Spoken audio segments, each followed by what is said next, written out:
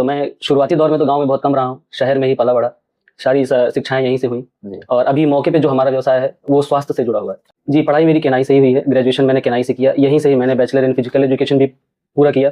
फिर उसके बाद होटल मैनेजमेंट किया, जिसके माध्यम से मैं 2019 कोरोना के बाद मैं यहाँ से अमेरिका चला गया। लोगों की समस्याओं को देखता था। हमारे यहाँ पुराने ऐसे कुछ बहुत सारे ऐतिहासिक चीजें हैं जिन पर आज भी किसी भी प्रकार का कोई भी उद्धार इन प्रत्याशियों द्वारा नहीं किया गया, चाहे वो विधायक रहे हो, सांसद रहे हो, या चाहे मौके पे जिला पंचायत हो।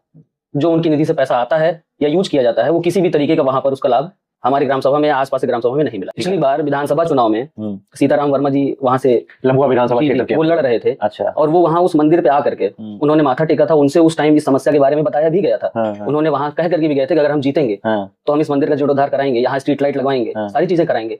वो जीत भी गए, विधायक भी बन गए और लगभग उनका टर्म खत्म भी होने वाला है। लगभग उनका टर्म खत्म होने वाला है, 1 साल और बचा है। लेकिन आज तक वो दोबारा उस क्षेत्र में नहीं आए, ना हमारे गाँव में आए, ना वो स्ट्रीट लाइट लगी। नेताएं तो हैं बिल्कुल, चाहे वो प्रधानी हो चाहे जिला पंचायत हो, दोनों जगह ये मान्यताएं हैं। लोग पैसा खर्चा करने को तैयार है। जो भी प्रत्याशी हैं वो आम लोगों के बीच बैठ करके, आपस में बैठ करके भी ये बातें करते हैं कि 20 लाख खर्चा करना हो, 50 खर्चा करना हो, 1 करोड़ खर्चा करना, हम करेंगे, लेकिन प्रधानी जानी नहीं चाहिए।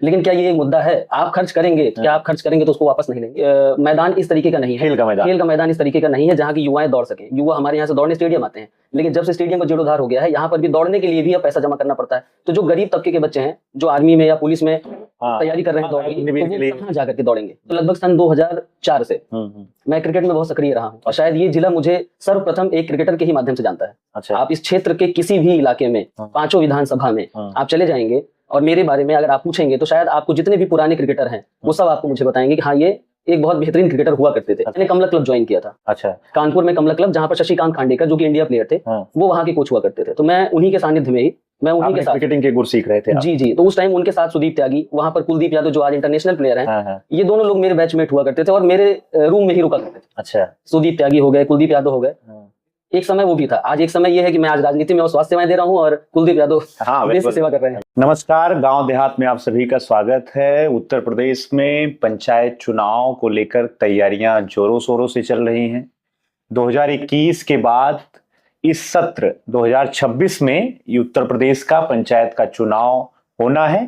फिलहाल अभी किसी भी प्रकार की आधिकारिक घोषणा नहीं हुई है, लेकिन पंचायत चुनाव की तैयारी को लेकर यूपी सरकार जो है कोई कोर कसर बाकी नहीं लगा रही है। वहीं धरातल पर भी जो प्रत्याशी हैं, जो अपने क्षेत्र में चुनाव लड़ना चाहते हैं, उनकी भी सक्रियता जनता के बीच में ज्यादा चल रही है। गांव देहात प्रत्याशी परिचय सीरीज के माध्यम से हम आपको आपके क्षेत्र में पंचायत के चुनाव में सक्रिय प्रत्याशियों की जानकारी, उनका परिचय उपलब्ध कराएंगे। और इस कड़ी में आज प्रत्याशी परिचय सीरीज के अंतर्गत हमारे साथ उत्तर प्रदेश के सुल्तानपुर जनपद के वार्ड नंबर 37 के जिला पंचायत प्रत्याशी के रूप में तैयारी कर रहे आदित्य सिंह हैं। सबसे पहले तो सर आपका बहुत बहुत धन्यवाद, आपका स्वागत है। और आप जो है भदैया ब्लॉक के अंतर्गत आने वाली ग्राम पंचायत बरुई जो दुमोहा के पास है, वहां के रहने वाले हैं। और आदित्य सिंह जो है सुल्तानपुर जनपद में ही वार्ड नंबर 37 से प्रत्याशी के रूप में जनता के बीच में है। तो सबसे पहले तो आपका आदित्य जी बहुत बहुत स्वागत है।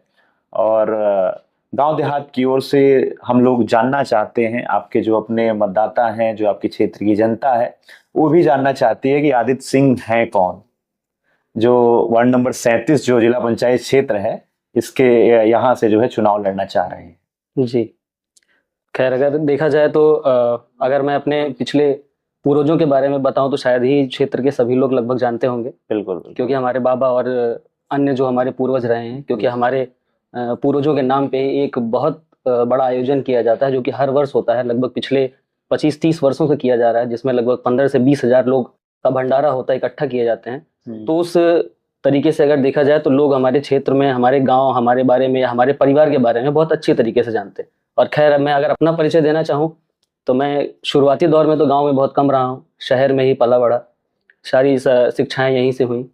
और अभी मौके पे जो हमारा व्यवसाय है वो स्वास्थ्य से जुड़ा हुआ है। अच्छा। मेरी खुद की एक पैथोलॉजी है जो कि जिसके माध्यम से मैं जनता के बीच में और लोगों के बीच में आप सेवाएं दे रहे हैं। जी। पढ़ाई लिखाई कहाँ तक कैसे हुई है? जी, पढ़ाई मेरी केनाई से ही हुई है। ग्रेजुएशन मैंने केनाई से किया। यहीं से ही मैंने बैचलर इन फिजिकल एजुकेशन भी पूरा किया। फिर उसके बाद होटल मैनेजमेंट किया, जिसके माध्यम से मैं 2019 कोरोना के बाद जी मैं यहाँ से अमेरिका चला गया। जी। मैं वहाँ 3 वर्षों की सेवा वहाँ देने के बाद कुछ स्वास्थ्य समस्याओं के कारण मुझे वापस आना पड़ा भारत। उसके बाद से आप लगातार जो है क्षेत्र में हैं, लोगों के बीच में। जी। राजनीतिक लगाव कैसे हुआ कि आदित्य सिंह जो है पैथोलॉजी चलाते हैं, मेडिकल सेवाओं में हैं, और वो राजनीति में कैसे आ गए, कैसे जुड़ना चाह रहे हैं? नहीं, वहाँ से लौटने के बाद जब मैं गांव लगातार आना जाना चालू किया, क्योंकि पिताजी की स्वास्थ्य उतना अच्छा नहीं होता था, तो लोगों के यहाँ आना जाना त्योहार में या फिर किसी के यहाँ कोई प्रयोजन हो रहा है, किसी के यहाँ मरनी है जियनी है, उसमें आना जाना अगर जब पड़ता था तो मैं लोगों की समस्याओं को देखता था। हमारे यहाँ पुराने ऐसे कुछ बहुत सारे ऐतिहासिक चीजें हैं जिन पर आज भी किसी भी प्रकार का कोई भी उद्धार इन प्रत्याशियों द्वारा नहीं किया गया, चाहे वो विधायक रहे हो, सांसद रहे हो, या चाहे मौके पे जिला पंचायत हो। जो उनकी निधि से पैसा आता है या यूज किया जाता है, वो किसी भी तरीके का वहां पर उसका लाभ हमारे ग्राम सभा में या आसपास के ग्राम सभा में नहीं मिला। आपके अपने वार्ड नंबर 37 में वो चीजें हैं, क्या हैं ऐसा जो आप बताना चाह रहे हैं कि वो विकास से जो है कोसों दूर है, उसको उपेक्षा की दृष्टि से इन जनप्रतिनिधियों ने छोड़ा है? जी बिल्कुल छोड़ा है, क्योंकि अगर आप पिछला 20 वर्ष उठाएं, लगभग 20 वर्ष पहले हमारे क्या समस्याएं हैं, क्या काम नहीं हुआ है? समस्याएं हैं क्योंकि जैसे हमारा क्षेत्र जो है वो अल्पसंख्यक बाहुल्य है, माइनॉरिटी यहाँ पे ज्यादा है, मुस्लिम ज्यादा हैं, और पिछला 20 वर्ष उन्हीं के हाथों में रही है। जो भी प्रतिनिधि हुए हैं पिछले 4 टर्म से लगभग वही हुए हैं। तो ये भी एक तरीके से अगर देखा जाए तो पखरौली के इधर आप उस तरफ चले जाएं और यहाँ से लेकर के सबसे, खैर कहने का मतलब ये है कि ये सबसे बड़ा वार्ड है पहली चीज तो, वार्ड नंबर 37 जितने भी वार्ड है इसमें सबसे बड़ा वार्ड है ये। और ये लगभग जाता है अफलेपुर, बहादुरपुर, ताजपुर, उधर अमाहट के आगे भी है ये, भुआपुर और अलीगढ़ जी। तो ये मुस्लिम बाहुल्य पूरा हो जाता है। पखरौली के इधर जो है, इधर थोड़ा सा हिंदू बाहुल्य बस्तियां हैं जी। तो जो भी कार्य अभी तक देखने को मिले हैं वो सब के सब उधर ही देखने को मिले हैं, और पिछले लगातार 4 टर्म से वही रहे हैं यहाँ पर। अच्छा, तो मतलब समाज ये जो विकास के कार्य हैं उससे लोग अभी अछूते हैं यहाँ जी। क्या प्रमुख समस्याएं हैं वार्ड नंबर 37 में? प्रमुख समस्या यही है जो मैंने अभी आपको बताया, बाहुल्य क्षेत्र होने की वजह से लोग यहाँ पर ध्यान नहीं देते हैं। मतलब सड़कें ठीक नहीं है? नहीं, सड़कें नहीं ठीक है। पुराने ऐसे कई मंदिर हैं जहाँ पर 25 वर्षों से स्ट्रीट लाइट नहीं है, अंधेरे में आज भी मंदिर। कौन कौन से मंदिर हैं आपके? जैसे हमारे ही ग्राम सभा में एक मंदिर है, टिकुरी माता का मंदिर है। अच्छा। जिसमें पिछले लगभग 20 वर्षों से मैं देख रहा हूँ वहां पर एक स्ट्रीट लाइट नहीं है। गांव वालों ने खुद चंदा लगा करके वहां स्ट्रीट लाइट लगवाई है। मतलब पर्यटन विभाग की ओर से भी कोई कुछ नहीं काम नहीं। पिछली बार विधानसभा चुनाव में सीताराम वर्मा जी वहां से लंबुआ विधानसभा क्षेत्र के वो लड़ रहे थे। अच्छा। और वो वहां उस मंदिर पे आकर के उन्होंने माथा टेका था। उनसे उस टाइम इस समस्या के बारे में बताया भी गया था। उन्होंने वहां कह करके भी गए थे कि अगर हम जीतेंगे तो हम इस मंदिर का जीर्णोद्धार कराएंगे, यहाँ स्ट्रीट लाइट लगवाएंगे, सारी चीजें कराएंगे। वो जीत भी गए, विधायक भी बन गए, और लगभग उनका टर्म खत्म भी होने वाला है। जी। लगभग उनका टर्म खत्म होने वाला है, 1 साल और बचा है। अच्छा। लेकिन आज तक वो दोबारा उस क्षेत्र में नहीं आए, ना हमारे गांव में आए, ना वो स्ट्रीट लाइट लगी आज तक। तो सीताराम जी भाजपा के विधायक हैं। भाजपा जो है हिंदुत्व और धर्म पे ज्यादा जोर देती है जी। और आपका कहना है कि उस मंदिर पर चुनाव के समय आए, बिल्कुल वहीं पर आप लोगों से जो है वोट मांगा जी, वहां पे आशीर्वाद लिया, और जीतने के बाद वो कभी दिखाई नहीं दी? कभी नहीं दिखाई दी। तो ये बड़ी समस्या है। ठीक है, विधानसभा क्षेत्र के अंतर्गत विधायक ध्यान नहीं दे रहा है जी। अभी जिला पंचायत सदस्य मौजूदा जो हैं मोहम्मद आसिफ उनका नाम है, उनकी ओर से जो है आपके अपने वार्ड में कुछ बेहतर काम आप लोग को दिखता है? नहीं, यहाँ लगभग जब वही अभी 5 साल पहले चुनाव हुआ था तो उस वक्त वो लोगों को दिखाई पड़े थे जी। वो भी मतदान वोटिंग होने से पहले। अच्छा। मतगणना होने के बाद शायद आज तक दिखाई नहीं पड़े। अच्छा। मतगणना होने के 1 साल तो वो किसी को नहीं दिखाई पड़े थे। तो हमारे ख्याल से क्षेत्र वासियों को भी नहीं दिखाई पड़े। जो चुनाव आप लड़ रहे हैं जी आदित्य जी, ये चुनाव जो है सिर्फ वोटिंग के समय काम आता है। आप चुनाव जीत गए, जीतने के बाद जो है जिला पंचायत अध्यक्ष पद के लिए आपके वोट को खरीद लिया जाएगा, आपको खरीद लिया जाएगा। उसके बाद कहीं आप जनता आपको देख नहीं पाएगी। तो ऐसे चुनाव में आपका कैसे आना हुआ? और उसके बारे में अलग एक मान्यता बनी है जिला पंचायत सदस्य पद के लिए नहीं, ये मान्यताएं तो हैं बिल्कुल, चाहे वो प्रधानी हो चाहे जिला पंचायत हो, दोनों जगह ये मान्यताएं हैं। लोग पैसा खर्चा करने को तैयार हैं, जो भी प्रत्याशी हैं वो आम लोगों के बीच बैठ करके, आपस में बैठ करके भी ये बातें करते हैं कि 20 लाख खर्चा करना हो, 50 खर्चा करना हो, 1 करोड़ खर्चा करना, हम करेंगे, लेकिन प्रधानी जानी नहीं चाहिए।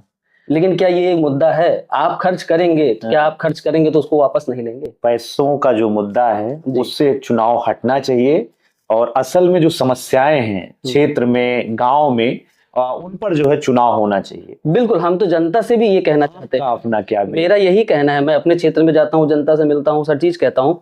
जनता का ये मुद्दा है, जनता एक बार 500,000 रुपए लेकर के आपको वोट दे दी, तो अगर वो 500,000 लेकर के वोट आपको दे दी है, तो वो प्रत्याशी जो भी आपको 500,000 दे रहा है, दोबारा आप उससे कह नहीं सकते कि मेरा ये काम। आप अगर अपने वोट को बेच दिए हैं, अगर आपको मुद्दा उठाना ही है, जो भी आप वोट दे रहे हैं, जो भी जनता जिसको भी वोट दे रही है, वो अपने प्रत्याशी से वो मुद्दा उठाए ना। जो मुद्दा जरूरी है, हमारे गांव में स्ट्रीट लाइट जरूरी है, नल जरूरी है, जो प्रमुख समस्याएं हैं, तालाब जरूरी है, डिजिटल लाइब्रेरी जरूरी है, जो कि बच्चों के पढ़ाई में यूज होती है। आज लोग पैसा दे करके कहीं शहर में कहीं कोचिंग कर रहे हैं, कहीं कुछ। बिल्कुल, लाइब्रेरी जो है वो, तो आप प्रत्याशी से ये मुद्दा उठाइए कि आप हमें ये सारी सुविधाएं दीजिए, हम आपको वोट देते हैं।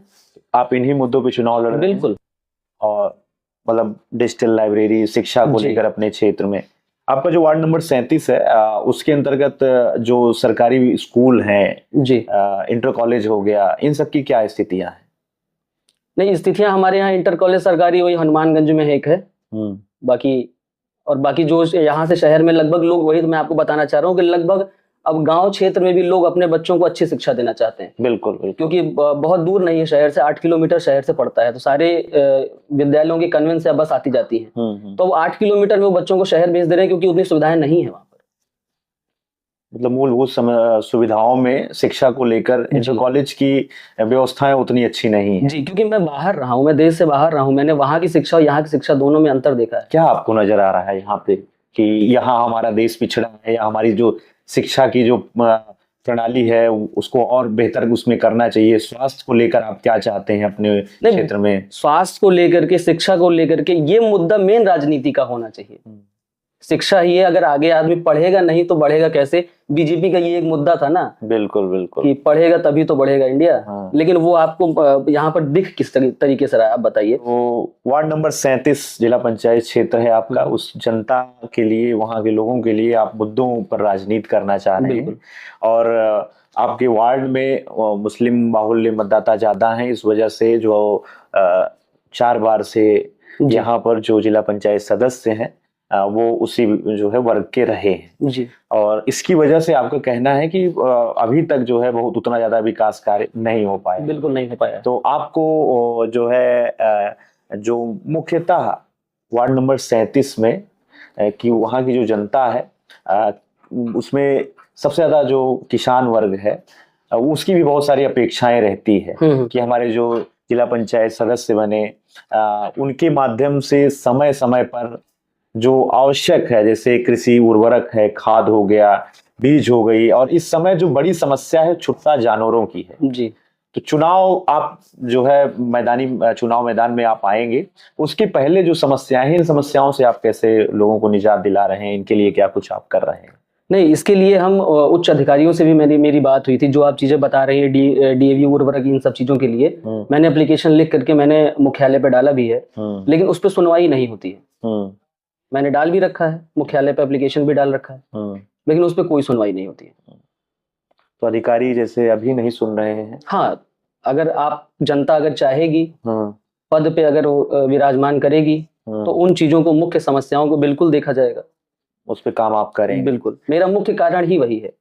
जनता की समस्याओं को लेकर आप जो है राजनीति में आ रहे हैं, खास करके युवाओं जैसे हमारे क्षेत्र में किसी भी तरीके का कोई भी मैदान इस तरीके का नहीं है, खेल का मैदान इस तरीके का नहीं है जहाँ की युवाएं दौड़ सकें। युवा हमारे यहाँ से दौड़ने स्टेडियम आते हैं, लेकिन जब से स्टेडियम का जीर्णोद्धार हो गया है, यहाँ पर भी दौड़ने के लिए भी अब पैसा जमा करना पड़ता है। तो जो गरीब तबके के बच्चे हैं, जो आर्मी में या पुलिस में तैयारी कर रहे हैं दौड़ की, तो वो कहाँ जाकर के दौड़ेंगे? बिल्कुल बिल्कुल, वो कहाँ जाके? एक स्टेडियम था जिसमें भी अब आप एंट्री करने के लिए अब आपको पैसा देना पड़ रहा है, बंद स्टेडियम। बिल्कुल, तो स्टेडियम बना है बच्चों के खेल कूद के लिए, तैयारी करने के लिए, लेकिन अगर आपको वहां एंट्री करने के लिए पैसा देना पड़े तो ये बच्चे जाएंगे कहाँ? एक मुद्दा जो है खेल से जुड़ा हुआ हो गया। क्योंकि मैं आपको एक परिचय अपना और दे दूं। बिल्कुल बिल्कुल। शायद आप मेरे बारे में आगे भी और जानना चाहेंगे। तो लगभग सन 2004 से मैं क्रिकेट में बहुत सक्रिय रहा हूँ और शायद ये जिला मुझे सर्वप्रथम एक क्रिकेटर के ही माध्यम से जानता है। अच्छा। आप इस क्षेत्र के किसी भी इलाके में, पांचों विधानसभा में आप चले जाएंगे और मेरे बारे में अगर आप पूछेंगे तो शायद आपको जितने भी पुराने क्रिकेटर हैं वो सब आपको मुझे बताएंगे कि हाँ, ये एक बहुत बेहतरीन क्रिकेटर हुआ करते थे। अच्छा। मैंने अब छोड़ दिया है, लेकिन जो लोग मुझे शुरू से जान रहे हैं वो एज अ क्रिकेटर ही जान रहे हैं। तो गांव देहात के लोग और जानना चाहते हैं कि क्रिकेट का जो आपका शौक था वो आपको कहाँ तक पहुंचाया, और क्रिकेट की दुनिया से आप जो है नौकरी में आए, स्वास्थ्य संबंधी सेवाओं में, उसके बाद फिर जो है अब राजनीति में आना चाहते हैं। नहीं, क्रिकेट ही है जो मुझे सर्वप्रथम जो पहचान दिलाई है वो मुझे क्रिकेट ने ही दिलाई है। मतलब यहाँ से लेकर के, कानपुर से लेकर के, मैं लगभग प्रदेश के कुछ जिलों की अगर बात छोड़ दूं तो लगभग जिलों में मुझे लोग क्रिकेट की वजह से ही जानते हैं। आपके आसपास प्रतापगढ़, फैजाबाद या बलरामपुर या कानपुर, जहां भी हो गए लोग, वो सब मुझे क्रिकेट की वजह से ही जानते हैं।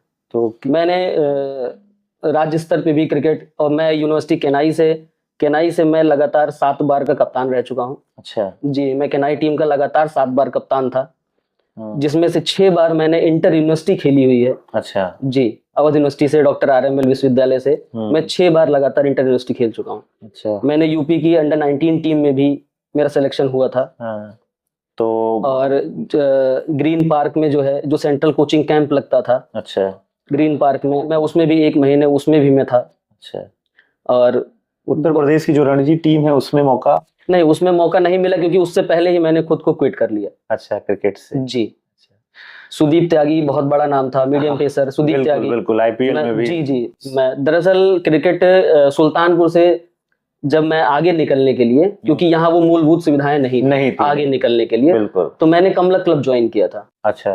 कानपुर में कमला क्लब, जहाँ पर शशिकांत खांडेकर जो कि इंडिया प्लेयर थे, वो वहाँ के कोच हुआ करते थे। तो मैं उन्हीं के सानिध्य में ही, मैं उन्हीं के साथ क्रिकेटिंग के गुर सीख रहे थे आप। जी। तो उस टाइम उनके साथ सुदीप त्यागी, वहां पर कुलदीप यादव जो आज इंटरनेशनल प्लेयर हैं, ये दोनों लोग मेरे बैचमेट हुआ करते थे और मेरे रूम में ही रुका करते थे। अच्छा। सुदीप त्यागी हो गए, कुलदीप यादव हो गए, एक समय वो भी था। आज एक समय ये है कि मैं आज राजनीति में और स्वास्थ्य सेवाएं दे रहा हूँ और कुलदीप यादव देश की सेवा कर रहे हैं। बिल्कुल। इंडियन क्रिकेट टीम के बड़े नाम हैं, बड़े चेहरे हैं जिन पे समूचे भारतवासियों को गर्व रहता है। जी।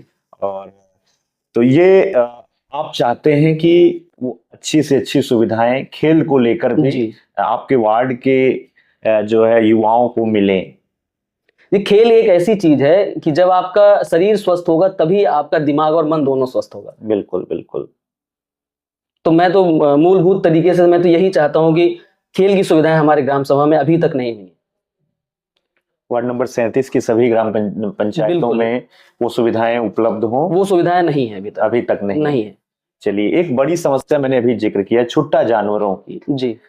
इस समस्या को जो है विधानसभा स्तर पे भी और सांसद स्तर पे भी, जो सुल्तानपुर के सांसद हैं या आपके विधानसभा क्षेत्र के हैं, अमूमन लोग उठाते रहते हैं। तो इस समस्या से कैसे निजात किसानों को, ग्राम पंचायत के लोगों को मिलेगी?